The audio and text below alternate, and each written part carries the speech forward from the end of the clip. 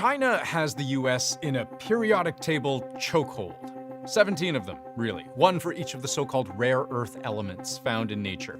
China has a monopoly on space-age sounding stuff like promethium and gadolinium and dysprosium, and without which you cannot make things like today's fighter jets and submarines, smartphones and TVs, wind turbines and nuclear reactors, radar, sonar, camera lenses, fuel cells. You want those things, you have no choice but to go to China. Because, let's set aside for a moment that just to find these rare earth elements underground, there's no better place to go than China.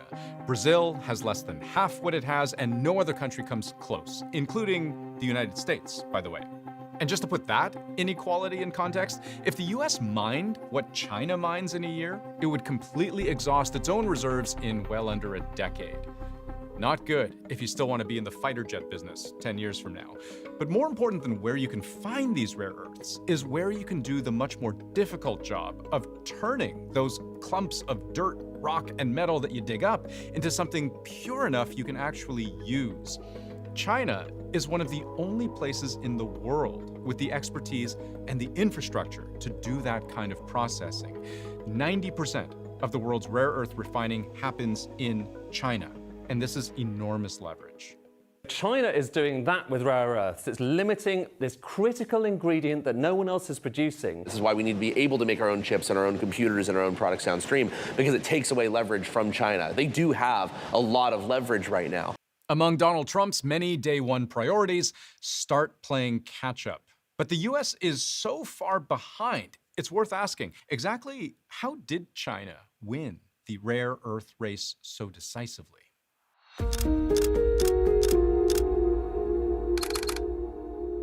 China gave itself such a huge lead, first by realizing there was something worth racing for. One of the most important and easily the most valuable uses of rare earth elements is making magnets. Except these aren't just like regular iron magnets, they're many, many times stronger, 10, 15-fold. And magnets are important because they're like the little invisible muscles that make everything in modern technology move. In a motor, for example, magnets can make things spin. If you make one strong enough, you can make a maglev train float. Make one small enough, and you can pack more and more electronics into something like this. And if you combine strength with small size, that's called efficiency. Now, all of a sudden, you can make something like a wind turbine spin with less wind. These rare earth magnets are what make modern, increasingly miniaturized technology possible. They're what make clean and green technology possible. And they're what make the world's most powerful military technology possible. Consider just some of those rare earth elements China locked down back in April under strict export controls, picking and choosing which countries get access to them. Something like samarium, a critical element of samarium cobalt magnets, incredibly reliable at high temperatures, so you might use one in a missile guidance system or an F-35 jet engine. Are both China and the US keenly aware of what this kind of dependence means? Yeah, absolutely. Or how about terbium? If you're a US Marine carrying out a nighttime raid, that's useful in night vision goggles, turning infrared light into something visible. Scandium? Used in ultralight applications where weight matters. So aircraft, naval, aerospace applications.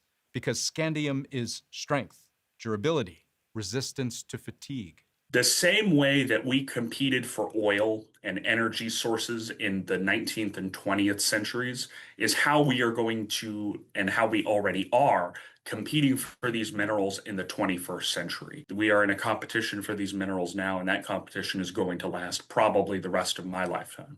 So you can start to see why controlling the elements that allow the manufacture of everything from fiber optics to semiconductors to MRI machines, why that might be helpful to the national security interests of one of the fastest growing and most important economies in the world, especially when they start to notice a glaring weakness in their most formidable competitor.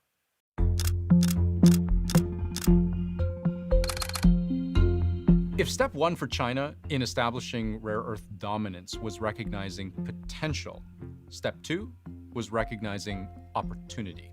From the early 1960s to the mid-90s, the US was the global leader when it came to rare earths. But what gradually began to take hold was this view that some work was just too dirty to do, and maybe it was better to let other countries do that dirty work. We were always very happy for this environmentally negative industry to take place somewhere else. And China does not have the same environmental restrictions. So China went all in, making it all but impossible for the US to even compete, because China didn't worry as much as the United States about just how damaging to the land, to the soil, to crops, to groundwater that this mining and refining of rare earths might end up being.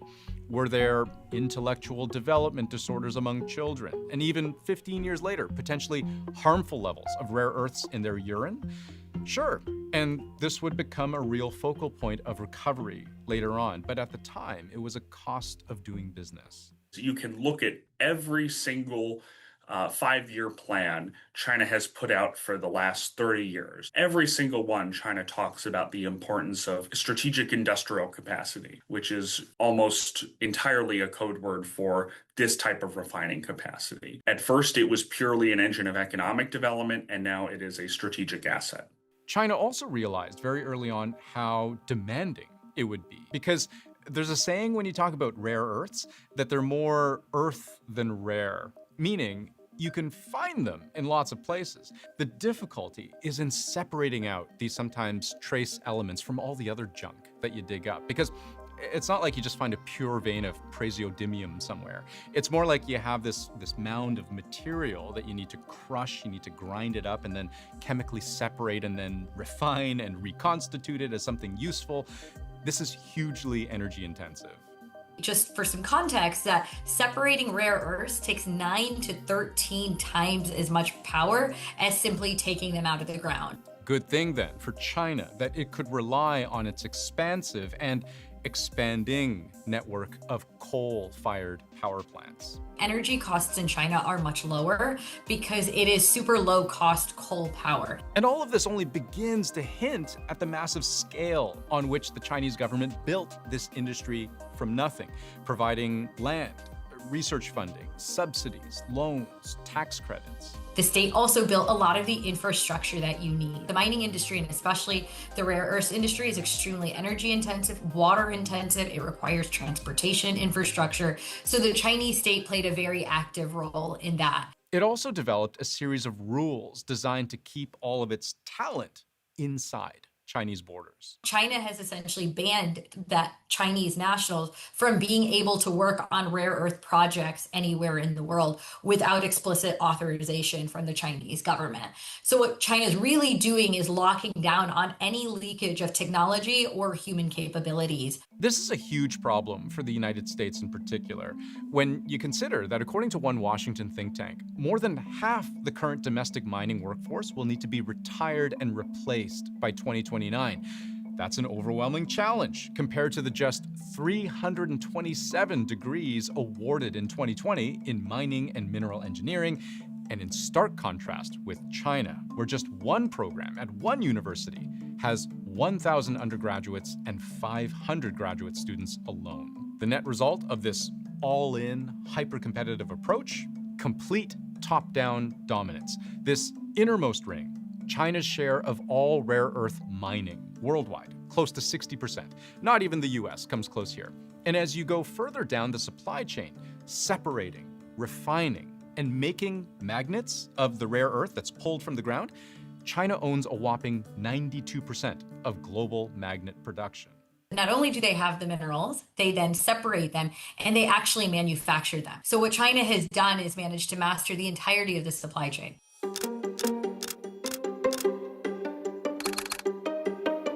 China understands full well what leverage it now has over the US. China has expanded export controls on rare earth elements. This measure is aimed at industries such as defense and semiconductors. This as the White House plans to hit an additional 100% tariff on Beijing starting November 1st. The U.S. and others have stockpiles, but they will go through those stockpiles relatively quickly.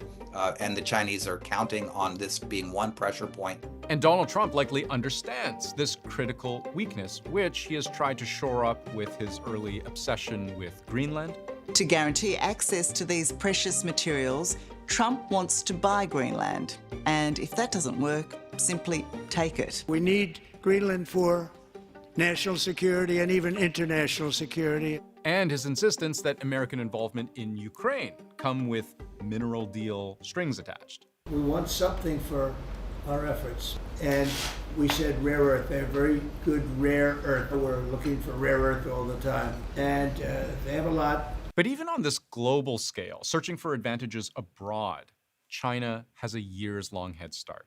Its Belt and Road Initiative, this massive infrastructure project spanning basically the entire eastern half of the world, building railroads, pipelines, ports, shipping lanes. It's become this trillion-dollar project that's really now about extending Chinese influence and investment around the world. Its biggest expenditure under this umbrella is in energy, but mining comes second. Since 2013, China has pumped over $96 billion into the mining industry globally. And last year in 2024, it hit an all-time high with $12.6 billion in investment for the mining industry through the Belt and Road Initiative. So not only has China made the most of its own natural abundance of rare earths and leaned hard into extracting and processing and making things with it, it's also managed to increasingly tap into the rest of the world's capacity to produce rare earths as well, sourcing raw materials from Africa, from Latin America, and from the rest of Asia. As much as folks would like to reduce interdependence and vulnerabilities, you can't do that at the snap of a fingers or the signing of a pen. So we're warp speeding our capabilities now at a time when we should have done it 15 years ago, when China first gave us the wake-up call. This is China's chokehold on America that the U.S. is desperately trying, but has so far been unable to break.